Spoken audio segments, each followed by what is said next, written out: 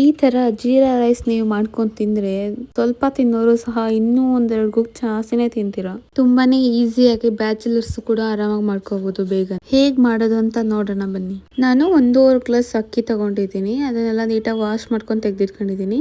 4 ಲವಂಗ, ಮೆಣಸು, ಮೆಣಸಿನಕಾಯಿ, ಕರ್ಬೇವಿನ ಸೊಪ್ಪು, ಕೊತ್ತಂಬರಿ ಸೊಪ್ಪು, ಹಾಗೆ ಜೀರಿಗೆ 1 ಟೇಬಲ್ ಸ್ಪೂನ್, ಹಾಗೆ ಪಲಾವ್ ಎಲೆ ತಗೊಂಡಿದ್ದೀನಿ ಸ್ಪೈಸಸ್ಗೆ.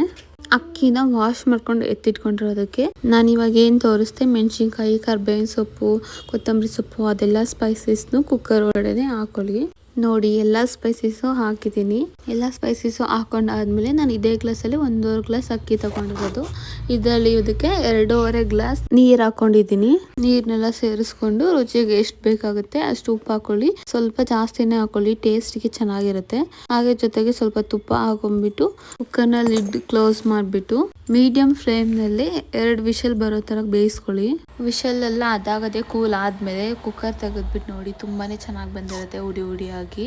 ನೋಡಿ ನಾನು ಹಾಟ್ ಬಾಕ್ಸ್ಗೆ ಡಂಪ್ ಮಾಡ್ಕೊಂಡಿದ್ದೀನಿ. ತುಂಬಾ ಚೆನ್ನಾಗಿ ಬಂದಿದೆ ಉದ್ರಾಗಿ. ತಿನ್ನೋಕ್ಕೂ ಅಷ್ಟೇ ಬರೀ ತಿಂದ್ರು ತುಂಬಾನೇ ಟೇಸ್ಟಿ ಆಗಿತ್ತು. ಸಾಗು ಹಾಕೊಂತಿಂದ್ರೆ ಇನ್ನೂ ಚೆನ್ನಾಗಿರುತ್ತೆ. ನೀವು ಒಂದ್ಸಲ ಮನೇಲಿ ಟ್ರೈ ಮಾಡಿ ನೋಡಿ ಹೇಗ್ ಬರುತ್ತೆ ಅಂತ ಕಮೆಂಟ್ ಮಾಡಿ. ನಿಮ್ಗೆ ಈ ವಿಡಿಯೋ ಇಷ್ಟ ಆದ್ರೆ ಲೈಕ್ ಮಾಡಿ, ಶೇರ್ ಮಾಡಿ, ಫಾಲೋ ಮಾಡಿ. Thank you for watching.